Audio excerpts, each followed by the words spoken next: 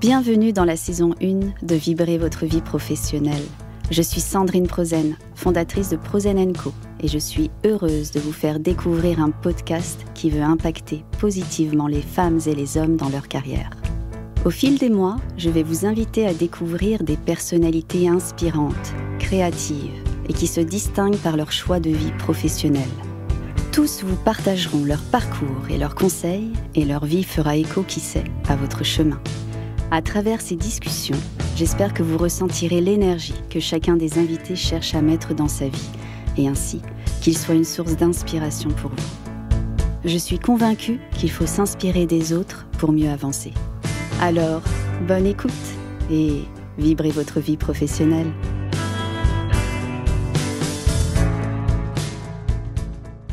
Bonjour Philippe. Bonjour Sandrine. Je suis ravie de t'accueillir aujourd'hui dans ce podcast Vibrer votre vie professionnelle. Bon, tu sais que tu vas parler de toi, oui, de ton métier, de ton parcours professionnel. Oui. J'ai vraiment un plaisir de te recevoir. On s'est rencontrés il y a 10 ans. Oui, un peu plus. Même un peu plus, peut-être même 15 ans, j'en sais rien. C'est possible. Ouais. Et en fait, on s'est rencontrés dans nos parcours professionnels, dans le même secteur d'activité. Exactement. Et en fait, j'ai rencontré un homme très impliqué dans son métier à l'époque. En tout cas, c'était ce qui m'avait marqué. Une implication vraiment, je vais dire corps, âme, vraiment. C'est ce qui dégageait de toi, en fait. Et certainement une certaine conscience professionnelle aussi qui est liée. Et en fait, j'ai aussi vu de la détermination.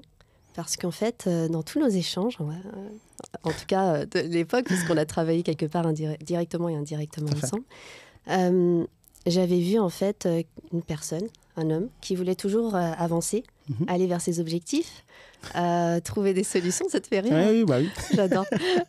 Trouver des solutions, avancer sur ses objectifs, aider ses équipes, aider l'interne, aider l'interne de l'entreprise dans laquelle tu étais, enfin oui, tu es d'ailleurs encore aujourd'hui, aider les fournisseurs, voilà. Et en fait, voilà, moi, ça m'a impacté à ce moment-là. Je me suis dit, waouh, vraiment, il est à fond. Et en fait, il y a un mot, et tu vas rire. C'est sourire. Parce que sourire, c'est Philippe. C'est moi.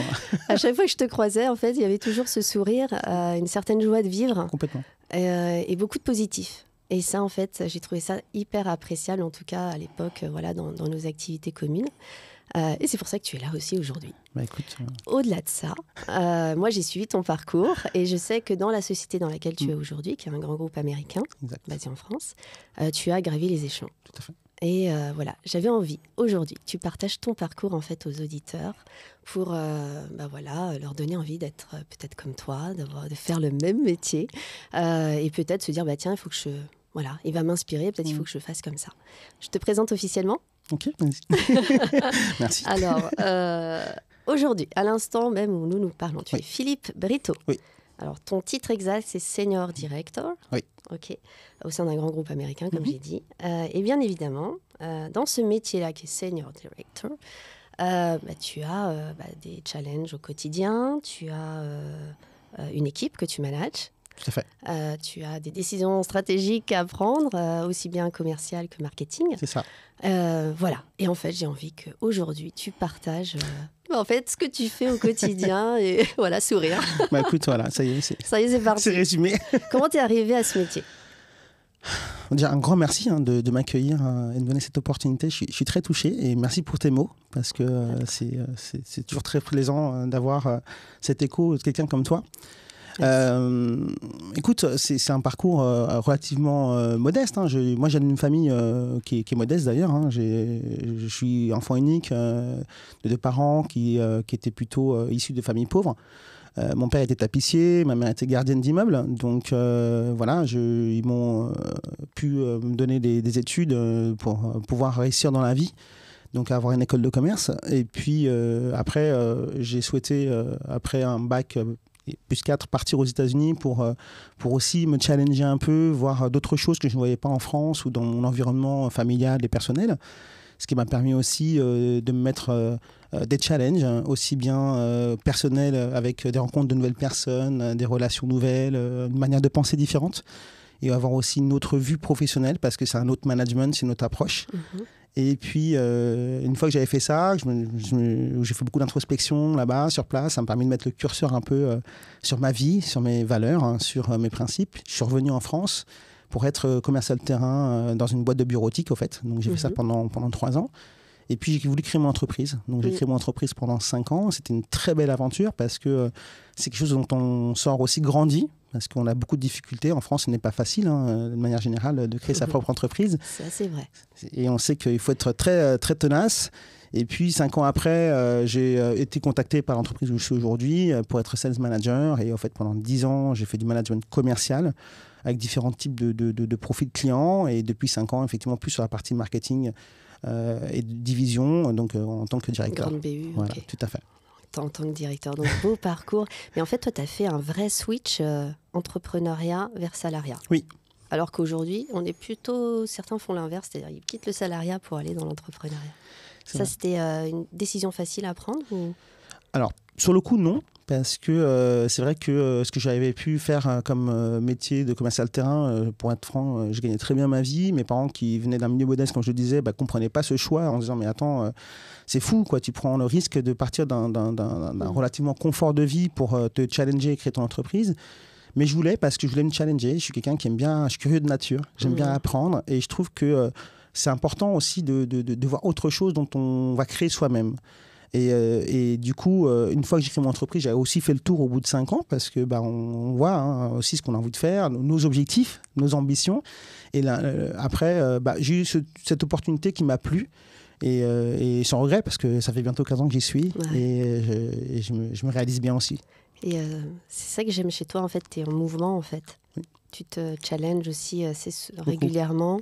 Tu es parti aux États-Unis, tu es revenu, bon, voilà. Et après, voilà, tu es vraiment toujours en mouvement, toujours sur des projets différents, et même au sein de l'entreprise dans laquelle tu es aujourd'hui, finalement. C'est aussi ça qui t'a permis de gravir les échelons, je pense. Exactement. Ouais. Il faut oser et puis il faut avancer petit à petit. C'est pas une finalité en soi, mais voilà, c'est important de se donner toujours les challenges, de se donner des opportunités pour grandir, se réaliser, c'est important. Ouais. Et là, ça fait 15 ans donc tu es dans cette entreprise. Est-ce que quand tu y es arrivé, tu t'es dit je vais y rester 15 ans? Pas du tout. Pas du tout. Après, tu sais, quand on est dans un cadre plutôt bienveillant sur lequel on se laisse l'opportunité de grandir, nous aussi, hein, je trouve qu'aujourd'hui les nouvelles générations ont du mal avec ça, c'est-à-dire qu'ils veulent aller très vite, ils veulent tout vite, passer très vite à d'autres choses. Et en fait on en se regrandit et moi ce que j'aime c'est le parcours, c'est pas la finalité en soi. Le résultat, oui, après on peut dire il est bon, pas bon, etc. Chacun a son parcours, mais le chemin il est super important et ça c'est canon parce qu'on ressort légitime déjà pour soi et ça nous apporte énormément de bien-être et d'équilibre parce qu'on se dit ok, j'imaginais pas réaliser ça et chaque jour est un jour nouveau. Donc moi je m'ennuie pas, j'apprends tous les jours et c'est ce qui me fait tenir en fait et rester.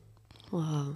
Et alors dans ton parcours, est-ce que tu t'es dit à un moment donné, je fais pendant 2-3 ans je fais ce poste-là, après je change, ou tu as vraiment laissé un peu le cours au chemin justement?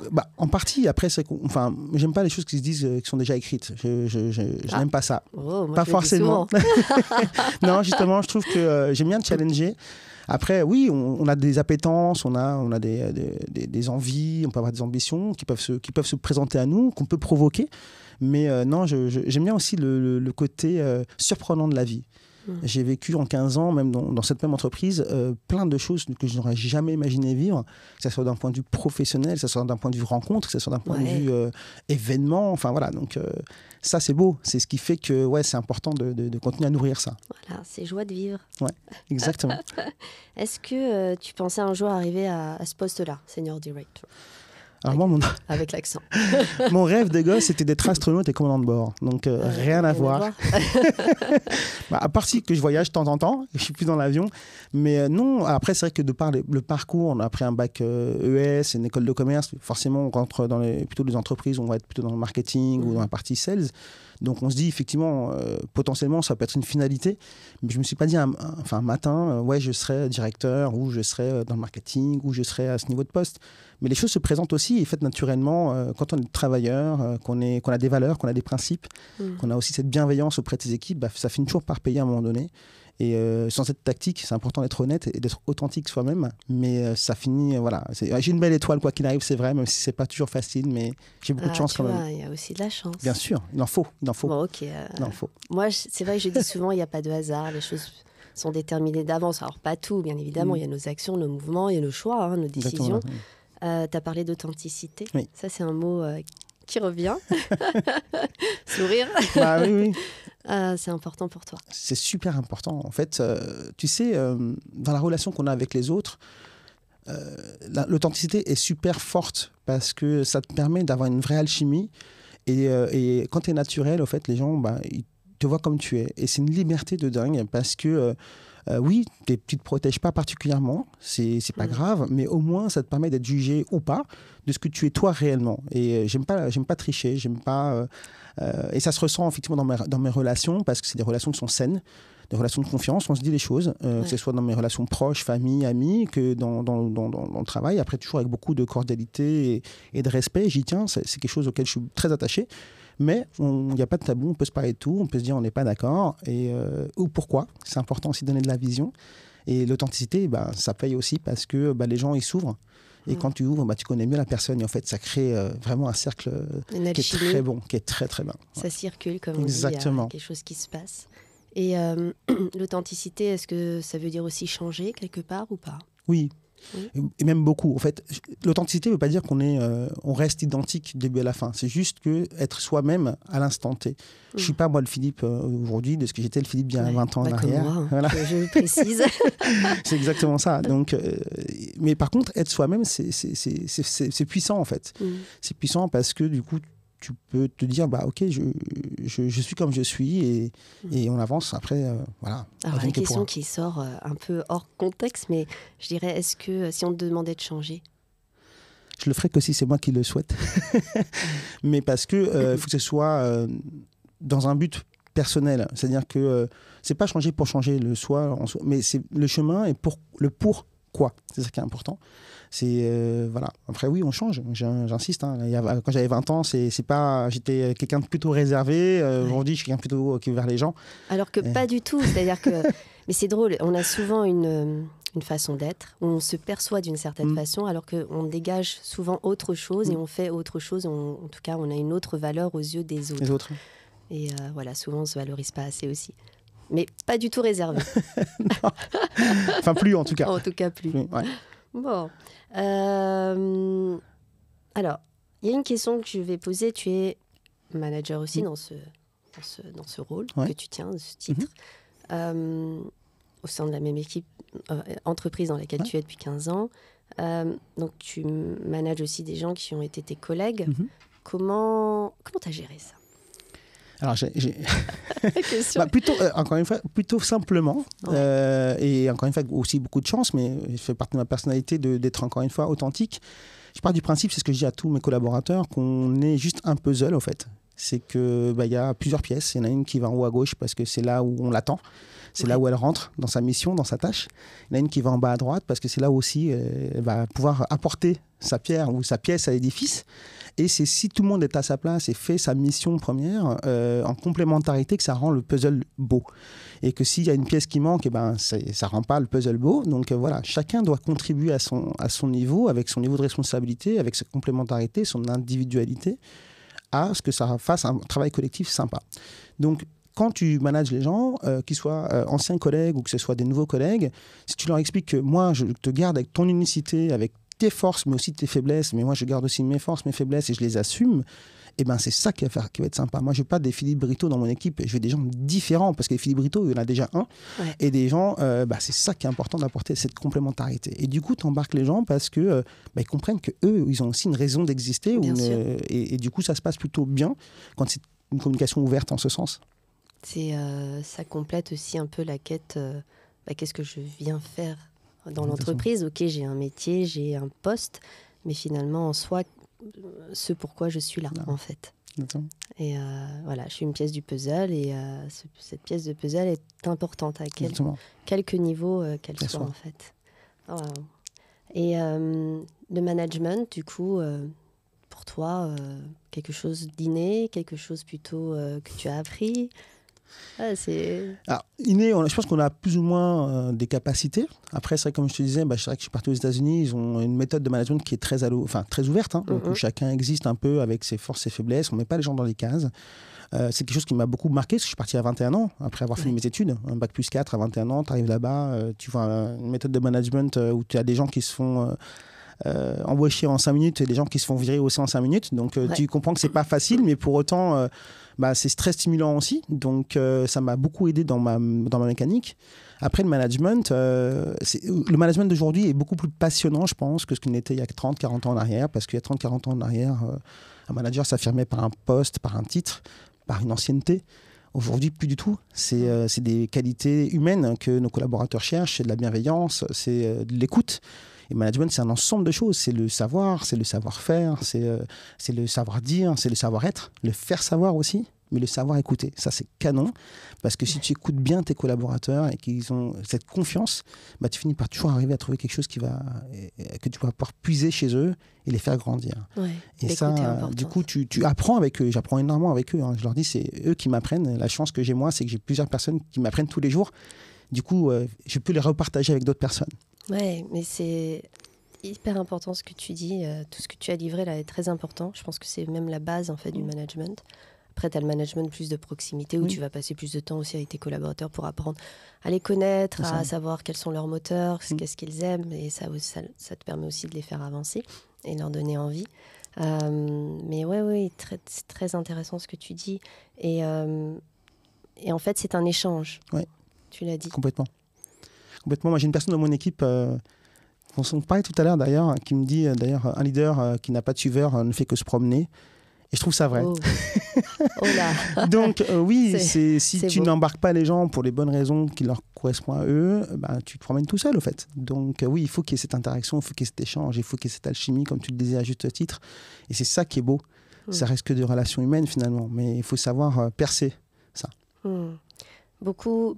Alors, c'est en tout cas une de mes pensées. Beaucoup de personnes pensent prendre quelquefois un poste de manager parce que ça permet aussi de gravir les échelons, etc. Mais quelque part, tout le monde n'est pas forcément doué. En tout cas, on n'aura pas les facilités pour faire. Qu'est-ce que tu en penses ? Il faut le faire pour les bonnes raisons, je pense. Il y a beaucoup de gens qui veulent être manager pour la question de pouvoir. Alors oui, il y a du pouvoir parce qu'il y a des prises de décision, il y a de la responsabilité.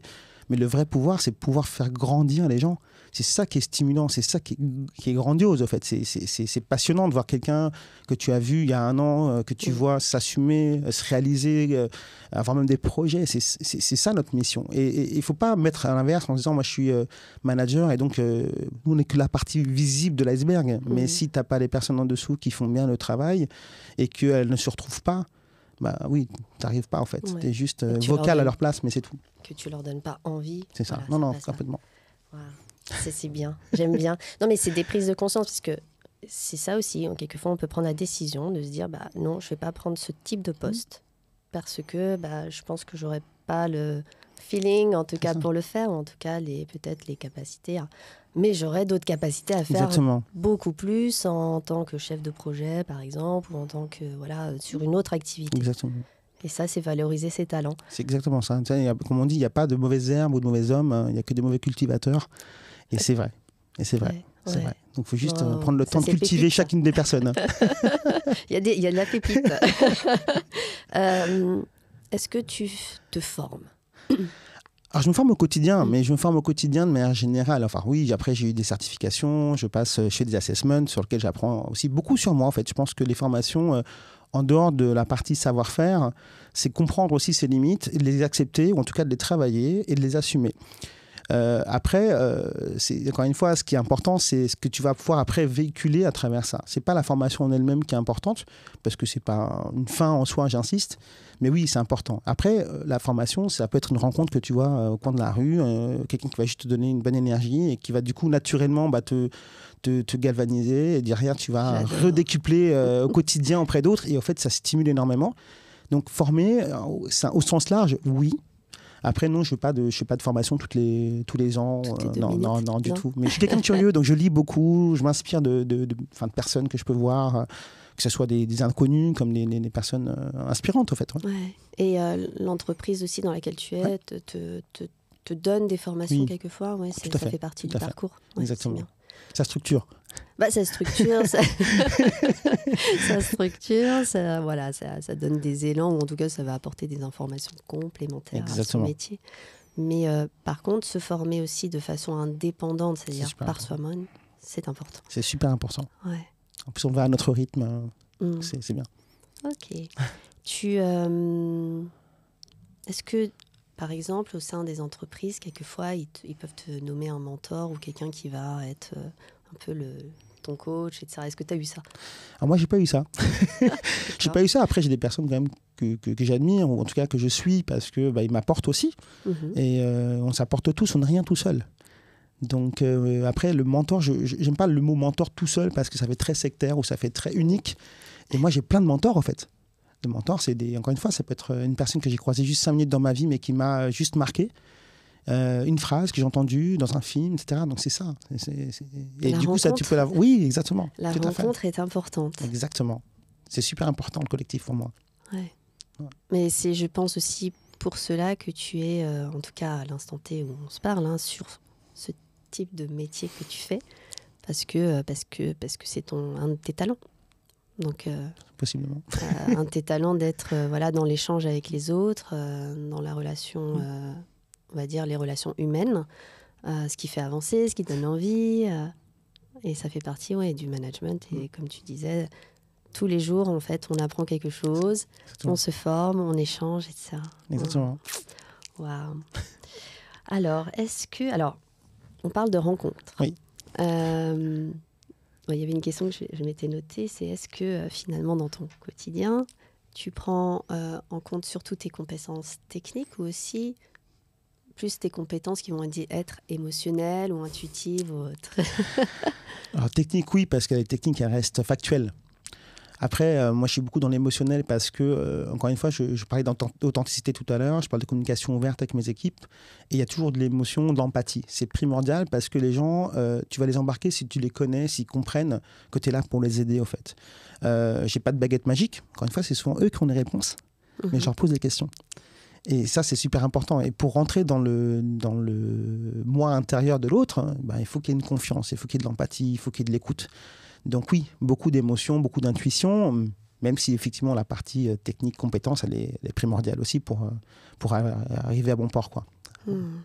Donc tu les écoutes beaucoup, et cette part émotionnelle, en fait, tu la gères comment avec eux du coup? C'est de la proximité, je suis quelqu'un de plutôt très accessible. Je leur dis que il faut pas hésiter à me solliciter s'il y a des questions, des besoins, des réflexions, des coups de difficulté aussi, parce que pendant très longtemps, encore une fois, le management était un peu en exécution. C'était je suis ton chef, tu fais ça. Je suis pas sûr qu'on en sortait grandi. Et aujourd'hui, aussi bien une nouvelle génération que c'est ça. Aujourd'hui, une nouvelle génération a envie de se réaliser. Elles ont besoin d'une marque employeur qui est forte. Elles ont besoin de quelqu'un qui leur donne de la vision, qui leur donne envie.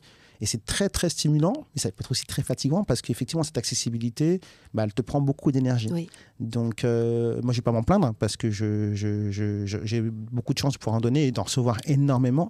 Mais c'est vrai que parfois, il faut aussi trouver un équilibre. Mais oui, c'est... Comment tu te préserves ? Alors, j'ai un petit cocon.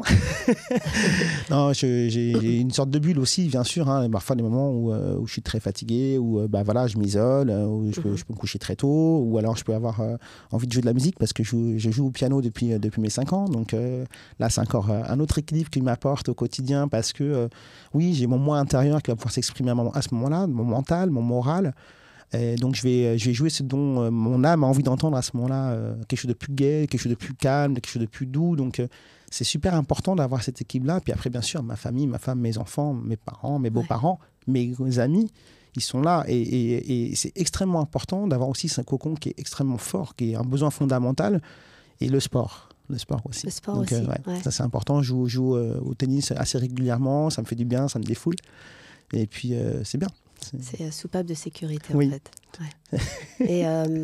Et du coup, par exemple, le piano, t'en joues tous les jours ? Non, tout simplement parce que je n'ai pas forcément l'occasion, mais je peux jouer parfois 2 heures d'un coup parce que j'en ai besoin à ce moment-là. Parce que t'en as besoin. Ouais, en fait, tu t'écoutes. Oui, je m'écoute beaucoup et c'est super important parce que si tu n'es pas bien toi, tu peux pas aider les autres. Moi, il y avait, je crois que c'était Frédéric Lopez une fois qui nous avait fait un rendez-vous en terre inconnue, qui disait que lui-même n'avait pas compris pourquoi tu as des masques à oxygène qui tombent de l'avion, et d'abord tu mets ton masque et après c'est aux autres.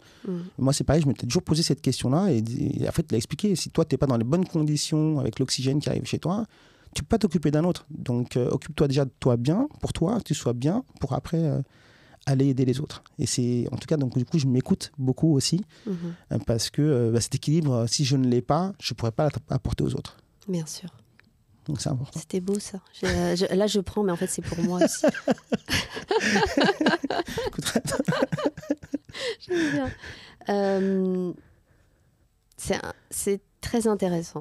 Ce que tu viens de dire, ça me fait écho, mais plus parce que je vais être un peu dans le partage. Moi, j'ai eu quelques petits problèmes de santé ou qui sont manifestés. Et c'est vrai, je me suis dit, mais mince, peut-être que c'est le moment un peu d'aller moins vite.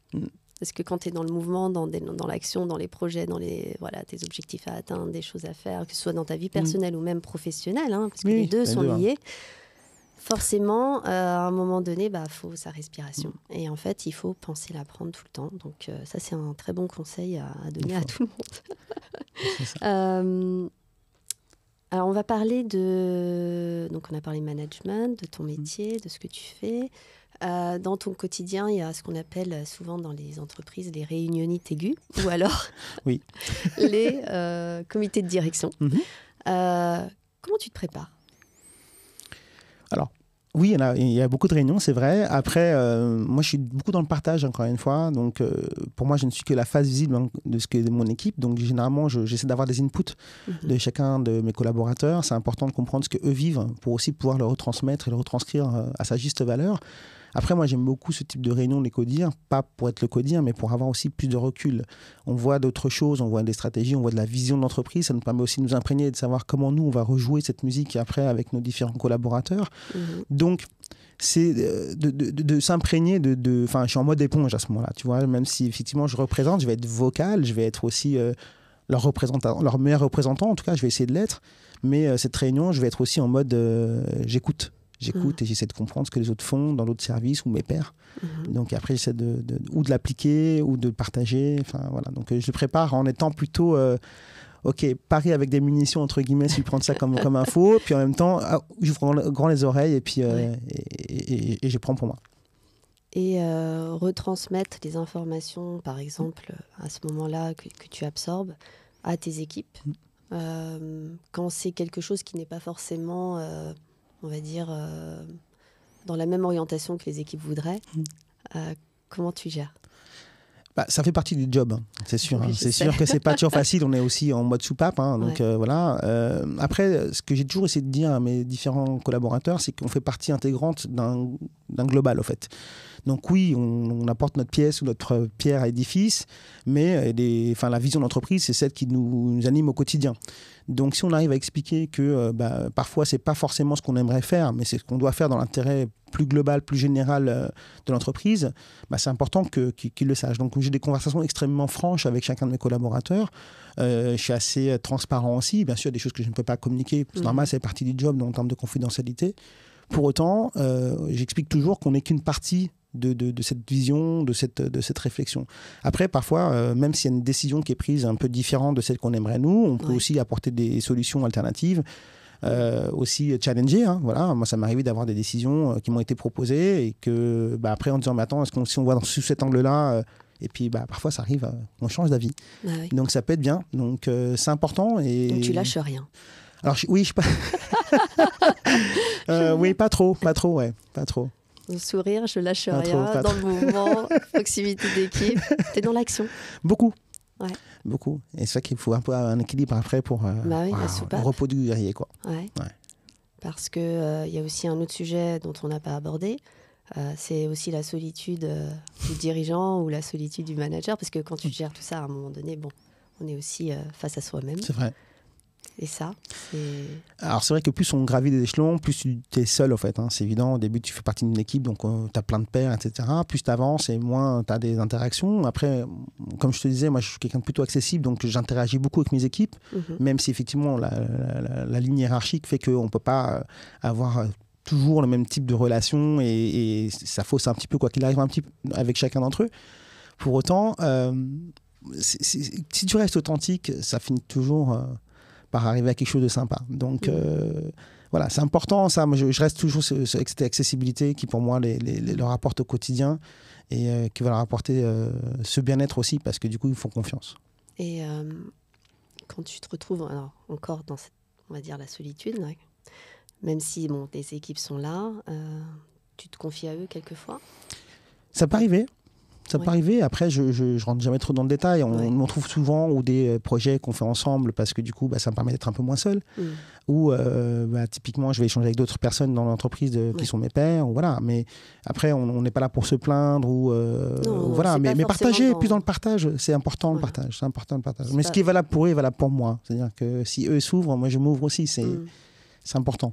Je dis pas qu'on doit montrer notre vulnérabilité. Mais notre humanisme ou notre humanité, c'est important parce qu'on a tous des coups durs, on le vit tous. Hein, et si on a cette confiance-là... Certains ne le montrent pas. Je trouve que c'est dommage.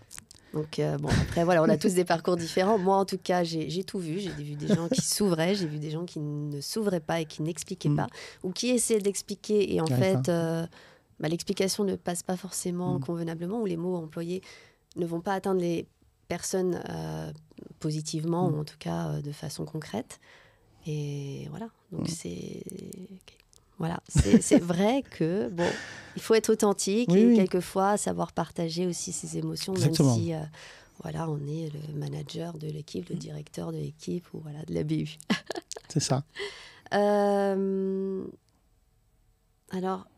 tu as parlé de piano, sport, t'as parlé... on a parlé de sourire, positivité, etc. Non, mais... ça, c'est ton mindset quotidien. C'est vraiment quelque chose que tu t'appliques. Est-ce que c'est naturel ou c'est quelque chose que tu te lèves le matin et en gros, tu as tes mantras? Alors, je suis plutôt de nature positive et optimiste, c'est vrai. Ça fait partie de ma personnalité déjà. Après, j'aime beaucoup le train, l'allégorie du train de Jean d'Ormesson, qu'on connaît, on ne sait pas à quelle station on va descendre. Donc, vivons heureux, aimons-nous, pardonnons-nous, etc. Donc déjà, j'essaie d'être toujours très positif. Et c'est vrai que je disais, le côté ne courons pas derrière le bonheur, crions-le là où il est absent, pour moi, c'est important. Et un sourire, c'est à notre portée. Ça, c'est à la portée de tout le monde. Ça coûte rien, c'est super important.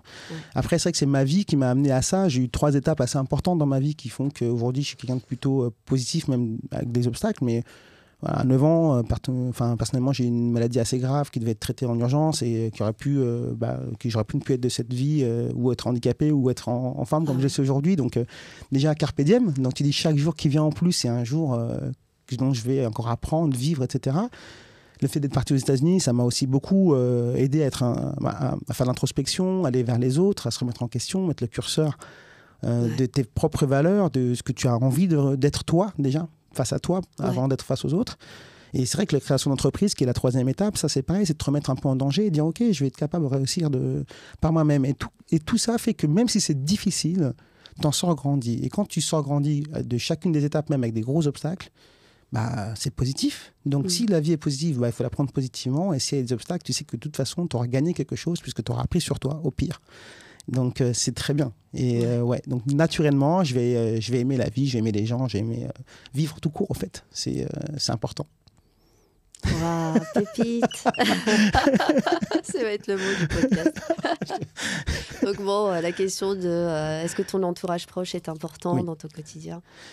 Énormément. Après, c'est vrai que, il y a la vie déjà, comme je te dis, encore une fois, le côté face à la mort, face à la maladie qui est super important parce que c'est le carpe diem. Tu as la vie qui est professionnelle, dans laquelle tu te réalises. Tu as les projets de vie aussi, les vocations, les missions, les passions. Mais l'entourage, la famille, les personnes proches, c'est ceux qui vont te nourrir ça. Si tu n'as pas un socle sur lequel tu peux vraiment être en confiance, être dans les bons droits fondamentaux, l'interaction, c'est très difficile. Donc oui, pour moi, c'est mon refuge. C'est ton socle. Exactement. Et c'est ce qui te permet aussi d'aller en avant, c'est-à-dire d'avoir ce moteur, de donner envie de concrétiser d'autres projets. Exactement. On ne se surpasse pour soi aussi, c'est sûr, mais ils nourrissent. C'est leur énergie, leur sourire aussi, leur amour. Donc voilà, et comme je te dis, ça te permet aussi d'équilibrer. Parce que quand tu reviens à la maison, même avec une vie trépidante, à faire des voyages partout, enfin, quand tu reviens à la maison, que tu es juste dans des basiques, bah ouais, tu te dis, c'est bon ça aussi. Bah ouais. Waouh, j'adore. Si on revient un peu sur ce métier que tu fais aujourd'hui, les personnes qui écoutent actuellement se disent, bon, il a un super poste, il gère bien. Quel est le meilleur conseil que tu leur donnerais s'ils avaient envie de faire d'avoir en fait de tendre vers, je ne vais pas dire cette destinée d'être senior directeur, mais de faire ce job en fait, ou d'accéder à ce type de job, quel conseil tu donnerais? Alors déjà, c'est vrai qu'il faut être tenace, il faut être professionnel, il faut être engagé, c'est des valeurs qui sont importantes, voilà, la rigueur, l'organisation, etc. Mais être soi-même déjà, c'est super important. Comme c'était Oscar Wilde qui disait... Il faut être soi-même parce que les autres sont déjà pris. Donc c'est super important. J'estime qu'on a tous une unicité, une différence qu'il faut continuer de garder parce que c'est quelque chose que d'autres n'ont pas. Après, c'est vrai qu'il faut se laisser le temps. C'est pas une fin en soi. Les objectifs, ils peuvent être très personnels. Tout le monde n'ambitionne pas d'avoir le même poste. Tout le monde n'ambitionne pas de faire la même mission. Et il faut aussi accepter que tout ne dépend pas de soi. Il y a des paramètres qui ne sont pas de notre ressort, qui ne sont pas à notre portée non plus. Donc voilà, il faut cesser le temps, mais le travail, le sérieux, les valeurs finissent toujours par payer un moment ou un autre. Et puis surtout, c'est se réaliser. Donc laissez-vous le temps. Moi, je grandis aussi tous les jours avec chaque rencontre, chaque mission. Mais voilà, après, c'est pas une fin en soi. Mais il faut quand même aussi un équilibre, ça c'est important. L'humilité, ça c'est quelque chose qui est primordial. Beaucoup de gens pensent que quand ils arrivent à ces postes-là, ça y est, c'est le Graal, etc. Il ne faut pas oublier d'où on vient. Donc ça, c'est des valeurs aussi qu'il ne faut pas délaisser. Mais voilà, on est juste une face visible du travail de plein de personnes. Et ça, il faut le valoriser. Donc prenez le temps. Authenticité, prendre le temps, humilité. Pas avoir peur. Ne pas avoir peur. Attends, je vais rebondir là, les peurs qui peuvent freiner l'action, ça c'est clair. Et après, tu as parlé aussi des compétences techniques et la rigueur, etc. C'est important. Les peurs, t'en penses quoi en fait? En fait, la peur, c'est souvent très personnel, en fait. Comme on dit, si la peur tape à la porte et que tu as le courage d'aller l'ouvrir, il n'y a personne derrière la porte. C'est souvent nous qui nous freinons. Donc, et la peur, parfois, elle est par rapport aux autres.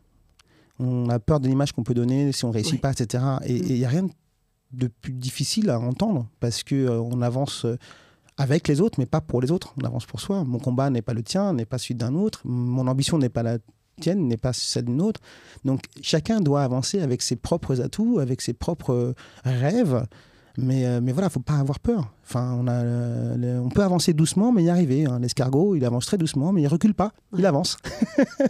Donc c'est ça qui est super important. Donc en gros, il faut y aller, prendre son temps et foncer quand même. Oui, c'est-à-dire qu'il faut se donner à fond. Ce n'est pas parce que tu vas doucement que tu dois y aller sans conviction, sans engagement. L'engagement est primordial. Et tu as été aussi entrepreneur. Le conseil que tu donnerais à quelqu'un qui veut se lancer en tant qu'entrepreneur? C'est un conseil que je donnerais de vivre en fait. Il faut le vivre dans une vie parce que ça nous permet de nous challenger. On apprend énormément sur soi. On se rend compte que dépendre de soi pour avoir une mission, se donner une fiche de paye, c'est pas évident, avec tout, encore plus en France. Mais c'est pareil, c'est un parcours. C'est quelque chose d'extrêmement puissant. Parce que c'est une liberté, en fait. C'est pas que la liberté, genre j'ai mon entreprise, je fais ce que je veux. C'est pas ça. C'est pas ça la finalité. C'est de se dire, OK, là, c'est moi qui parie sur moi. Et comment je fais en sorte que cette activité, elle fonctionne. Exactement. Parce que c'est perdurer. Exactement, tout à fait. C'est faire ce qu'on aime. En tout cas, choisir, si on veut être entrepreneur, c'est plutôt faire ce qu'on aime. Et surtout perdurer, c'est-à-dire se remettre en question. Se challenger, être créatif, innovant. Voilà. Et... pas trop se comparer aux autres, parce que ça peut plus freiner qu'autre chose. Voilà. On est unique, encore une fois. Tu as dit que tu étais parti aux États-Unis. Est-ce que tu conseillerais à tout le monde, en fait, de faire des voyages à l'étranger, comme ça, de partir et de se challenger? Alors, carrément, en fait. Le fait de partir à l'étranger, ça te permet de voir d'autres gens, d'autres cultures, et en fait, ça te remet en question toi.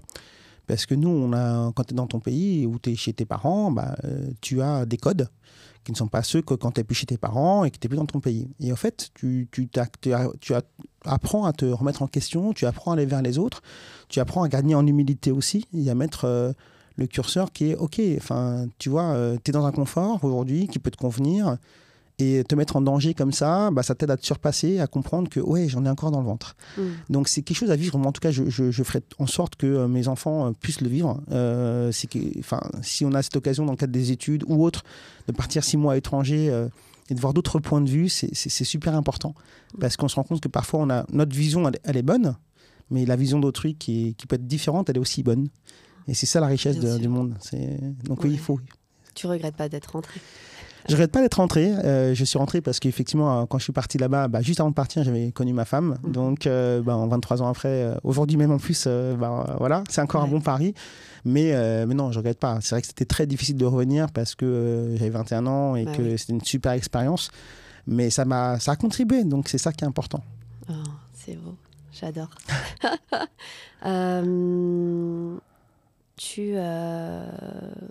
Comment tu te vois là, dans les prochaines années? Alors, j'ai pas de plan. Bizarrement, j'ai pas de plan. J'essaie de vivre toujours autant que possible. Hein. Comme c'était mon dernier jour, comme je te dis, c'est super important. Je dis pas que j'ai pas de rêve ou j'ai pas d'ambition, mais pour moi, c'est pas une finalité. Et parfois, les choses elles arrivent sans même que tu t'y attendes, en fait. Mais parce que on les a provoquées sans s'en rendre compte finalement, naturellement. Donc non, juste pouvoir continuer à m'épanouir, à épanouir d'autres gens autour de moi. Ça, c'est vraiment ce que je veux réaliser en tout cas. Ce qui sort de toi, Philippe, c'est beaucoup d'émotions aussi. Tu es vraiment beaucoup à l'écoute des émotions et des autres. C'est appréciable en fait. Mais comment tu le gères aussi au quotidien, ça? C'est la question qui sort du...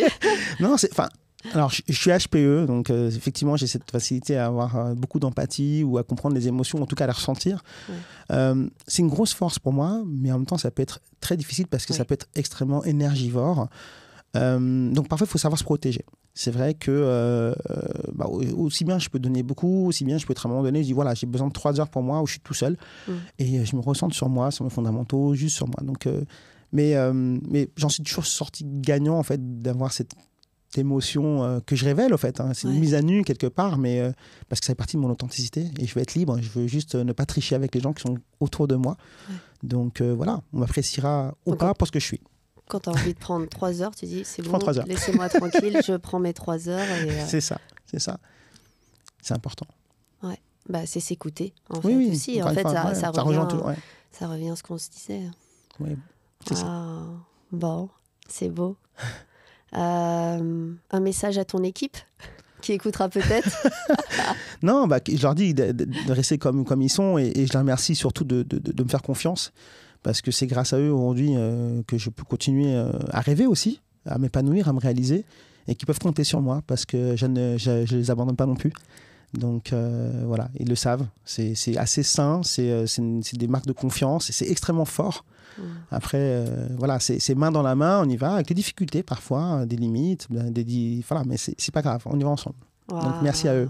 J'adore. Et ça c'est une pépite aussi. Enfin, ce message est une pépite. Pour tous les managers et tous les directeurs qui écoutent et c'est ce type de message qu'il faut envoyer. Voilà, ça c'est dit. Alors attends, on va faire un autre.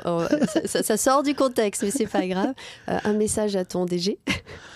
Écoute, merci à lui aussi, parce que c'est vrai que, soyons clairs, il faut aussi quelqu'un qui est sponsor et qui croit en toi.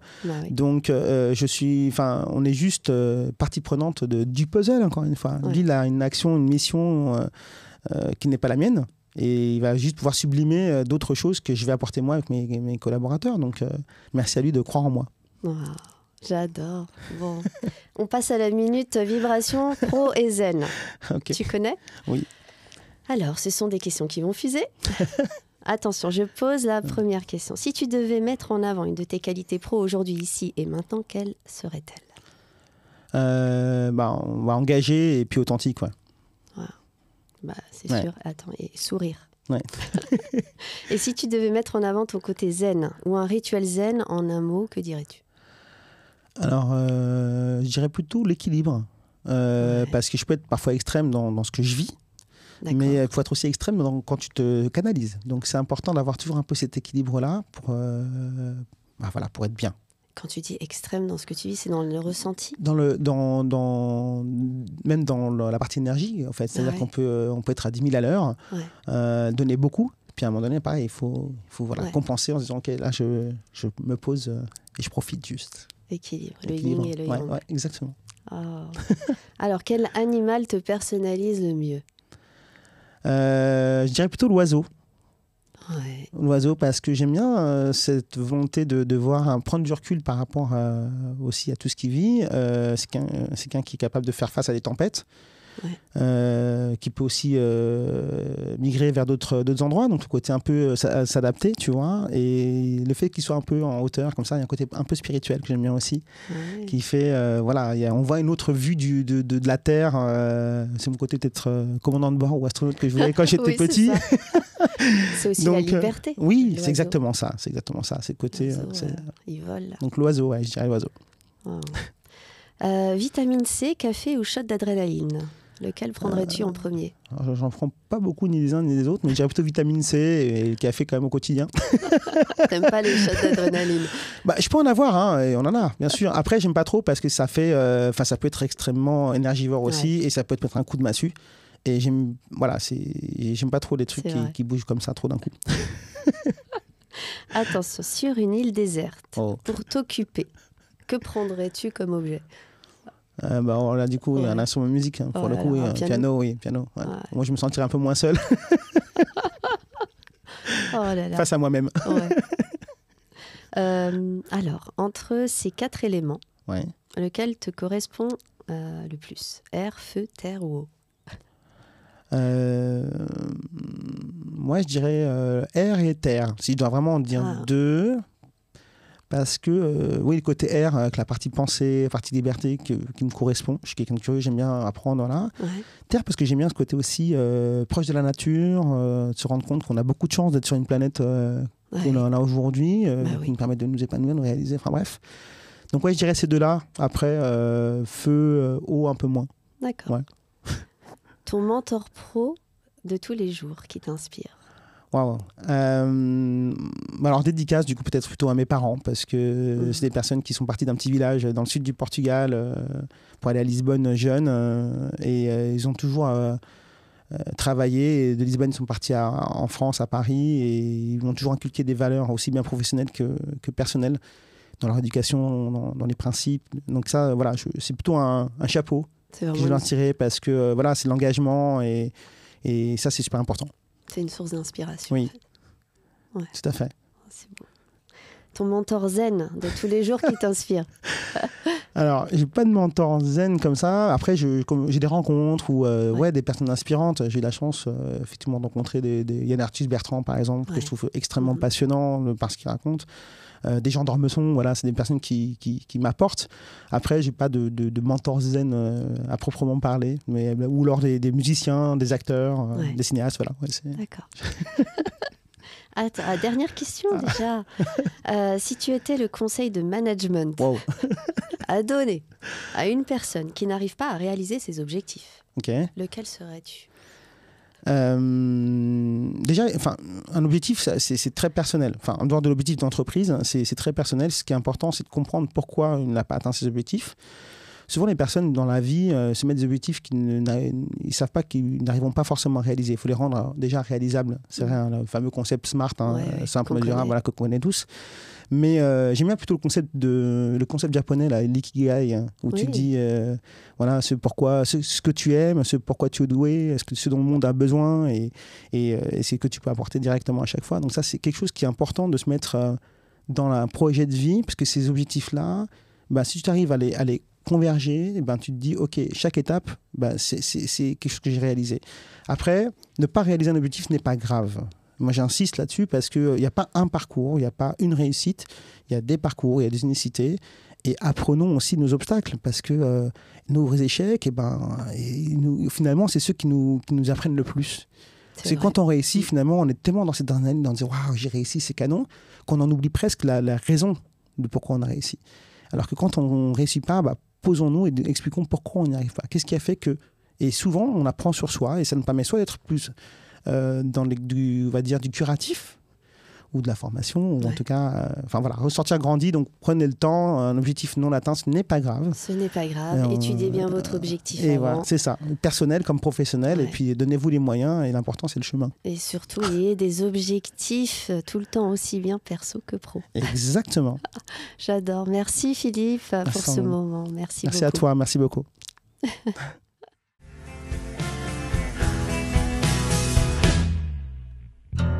Un grand merci pour votre attention et j'espère que cet épisode vous a inspiré.